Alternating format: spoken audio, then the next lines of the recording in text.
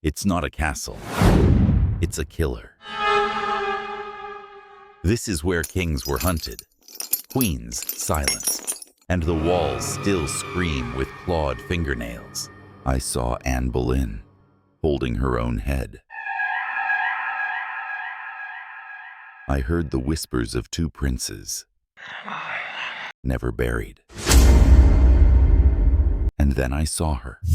No eyes, no mouth. But she saw everything. She's not dead, and she was never allowed to live. So now the only question is, if you see her in the dark, will she let you walk away?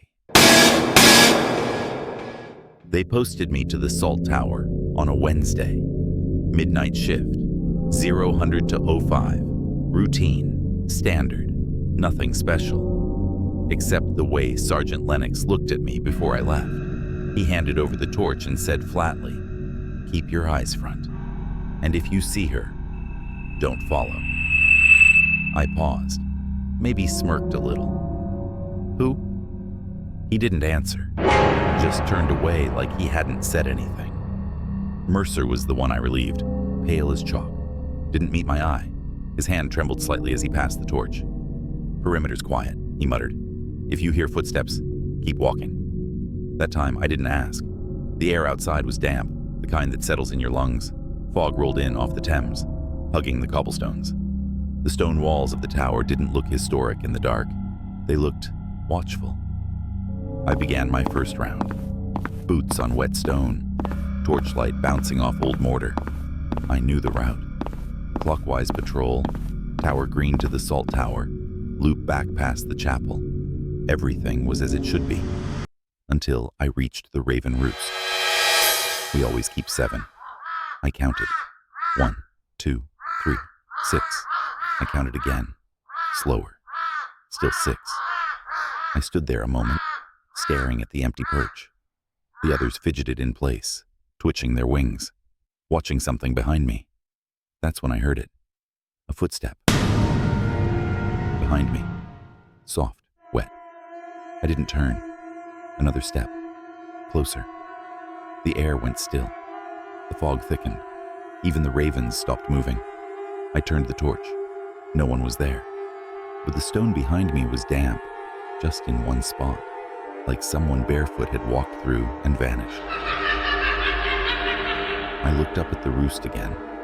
The ravens weren't watching me anymore. They were watching something else, something I couldn't see. I should have written it down, should have logged the missing raven, the footsteps, the strange stillness, but I didn't. I stared at the guardroom logbook and wrote the same lie we always write when we don't want questions. No incidents to report. Then I sat, torch leaning against the wall, heart still doing double time. And for a moment, I convinced myself it was nerves.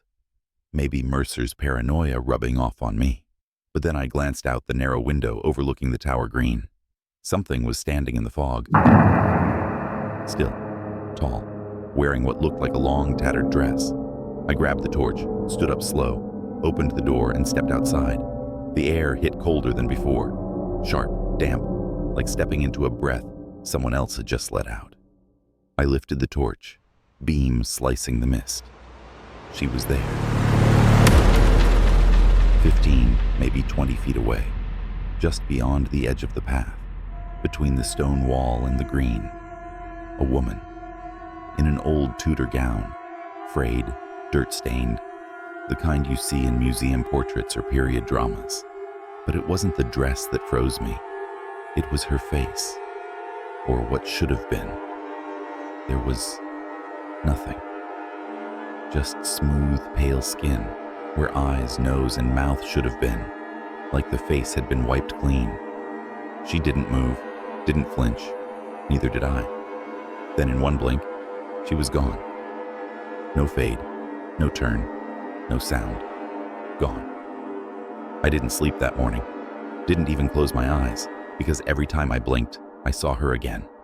That smooth, empty face, and I couldn't help thinking, what kind of justice never gets a name? I came off duty at dawn. Didn't speak to anyone. Didn't want to. Mercer nodded at me. Same pale look in his eyes, like he knew. Like he'd seen her too. Back in the barracks, I sat on my bunk, staring at the locker. The logbook was still in my hands.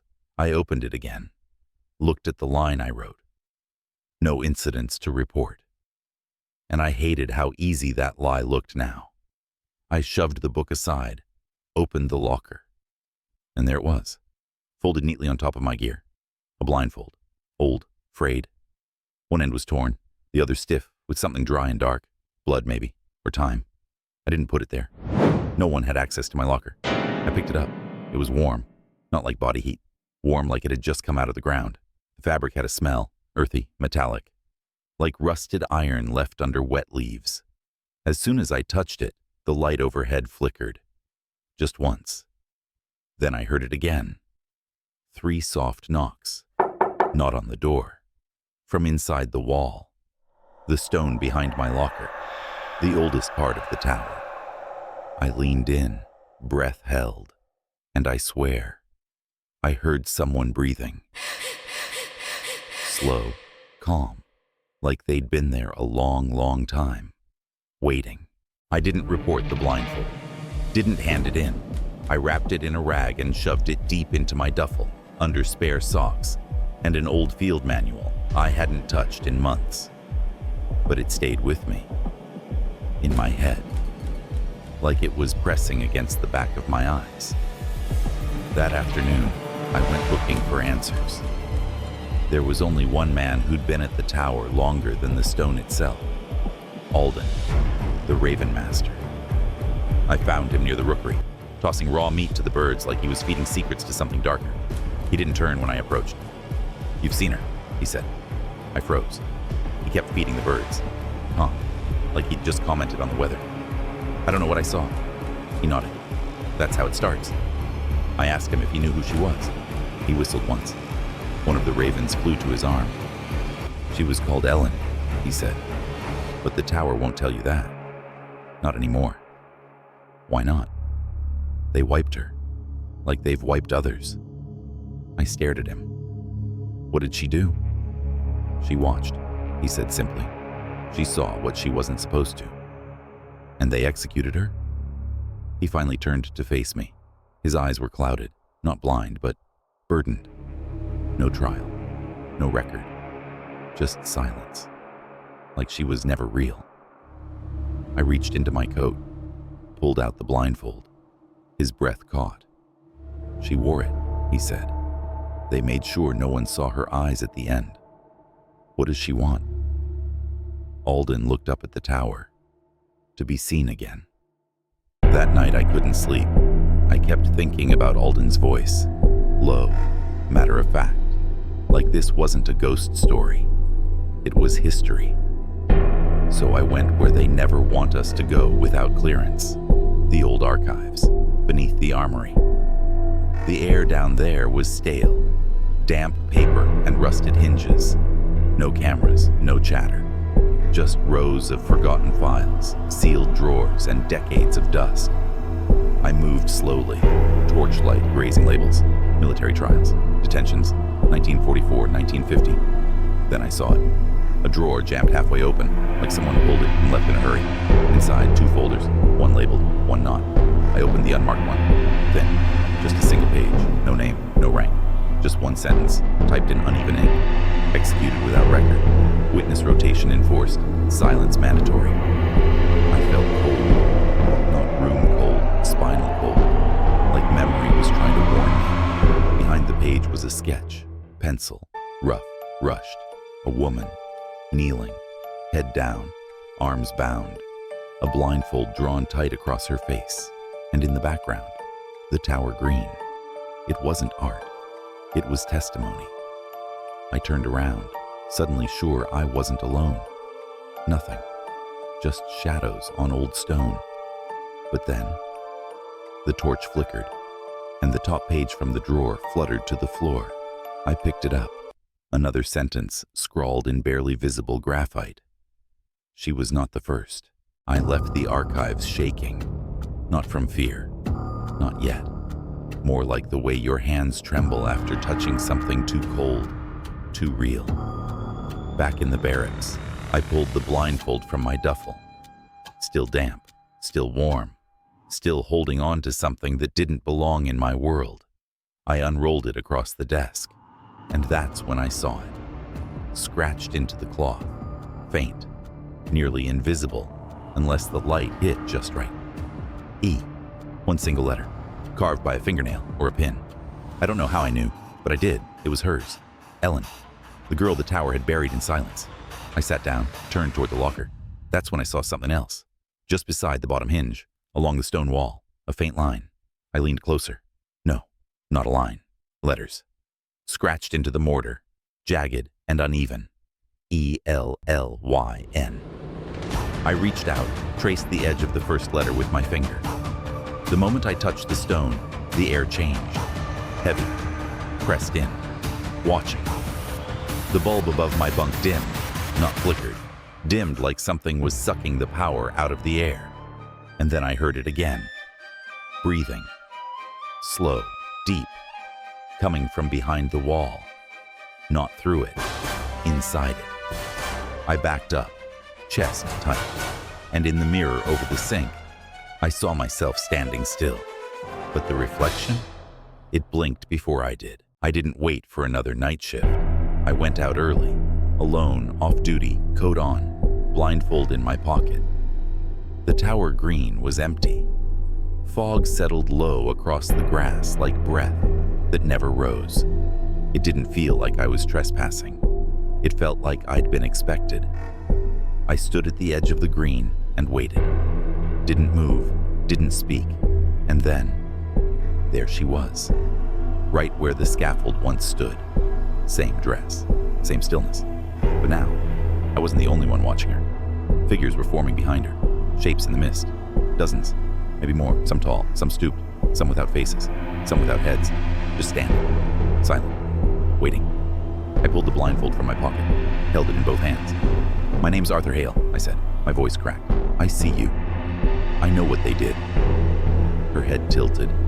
No eyes, no mouth. But I felt her focus settle on me like weight on my chest. She raised one hand and pointed to the exact center of the green, where the scaffold had stood. I stepped forward. Each bootfall felt heavier than the last. Not from weight, but from pull. Like the ground didn't want me walking toward that spot. And something beneath it did. The fog didn't clear. It closed behind me. By the time I reached the center, the world was silent again. No birds, no breath, no tower. Just me. I crouched slowly, laid the blindfold on the grass, then reached into my coat and took off my name tag, placed it next to it. 2 identities, hers and mine. I stood up, waiting for something to happen, but nothing moved. The fog didn't shift. She didn't speak, and yet somehow I knew. She was no longer just asking to be seen. She was asking to be remembered. That's when the ground beneath me gave, only a little, just enough to make the grass sink under my heels. And for the briefest moment, I saw beneath it stone, bone, shackled wrists, and her face. This time, not faceless. For the first time, eyes. And those eyes didn't plead. They judged. I don't remember walking back, just being back, inside the guard room, sitting on the edge of my bunk with my hands empty. No blindfold, no name tag, no sound. I reached for the logbook, flipped to the night's entry. The page was blank. No record of the post. No record of me. I looked up at the mirror and froze. The man staring back at me wore my uniform, but not my eyes. They were hollow, slightly blurred, like a photo taken during a breath. I lifted my hand. He copied the motion, but his was slower, delayed. I blinked. So did he, a full second late. I stood, stepped closer to the glass. That's when I noticed it. On the wall behind me, framed photographs of former guards. I remembered them, all lined up in rank, but the third frame on the second row, was blank. No picture, just dust where one had been. I turned around, heart pounding, and saw the frame on the wall was full of her. Just for a second, she was standing behind me. No blindfold, no face, no eyes, just presence. I turned again. Gone. And this time, I didn't feel afraid. I felt replaced. Next morning, I was ordered to report for rotation. Routine reassignment, they said. I showed up at the admin office, papers in hand. The clerk barely glanced at me. Name? Arthur Hale. He paused, tapped the keyboard, frowned. What unit? 1st Regiment, Tower Detail. Last 6 months. He looked up, genuinely confused now. There's no one by that name on file. I thought he was joking. Check again. He did. 2 screens, 3 folders, still nothing. He flipped a printout toward me. Roster of active personnel. My name wasn't there. Not misspelled. Not misfiled. Gone. Like it had never been typed at all. I walked out in silence, past the gates, past the barracks, straight back to the tower. The ravens were waiting. All 7 now. Perched, watching. Not flapping. Not cawing. Just watching. Like they knew something I didn't. I stood at the green again, alone, and felt it in my chest. I hadn't seen a ghost. I'd become part of one. I didn't go home, didn't check out, didn't tell anyone. I just walked the path I knew by heart, up the east stairs, past the chapel, back to the green. Fog clung to the stones again, like it had been waiting for me. I reached into my coat pocket. The blindfold was there. So was the tag. But now, the tag didn't say Arthur Hale. It said nothing. Just a strip of polished steel. Blank.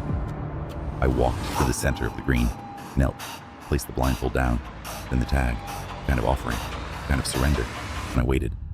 She didn't appear this time, but I knew she was there. Not behind me, inside me. And in that silence, I felt something shift, not in the ground, in me, like my name had been traded, not stolen, given. The weight of it lifted, and the space it left behind, filled with something older, colder, still. I turned in my uniform the next morning, pressed, folded, clean. The quartermaster didn't say a word, didn't look at me, didn't even take my name. I walked out of the depot with no discharge papers, no confirmation, like I'd never worn the uniform at all. I stopped by the admin office one last time, asked the clerk to check the personnel file. He tapped the keys, frowned. You sure that's your name? I nodded. He turned the screen toward me. Nothing. No record of enlistment, no photo, not even a training file. The system didn't say I'd been deleted. It said I'd never existed. I left without another word, crossed the Thames, walked until the tower was out of sight. It didn't feel like I'd left. It felt like it had let me go, but not completely. That night, back in my flat, I found the blindfold again, folded neatly, the tag beside it, still blank, and beside them, resting on the windowsill, a single raven feather, black, untouched by dust. Sometimes I forget what my own voice sounds like. I don't go out much, don't call old mates, not that they'd remember me now. I took a photo down from the shelf the other day. Training squad, first year. There were 10 of us in the shop. But now, there are only 9. The space where I used to stand is just air, like the light never landed on me, like the camera never saw me. I put it back and went to the sink, stared into the mirror. The face looking back wore my eyes, my skin, my haircut, but none of it felt settled. Sometimes I move before the reflection does.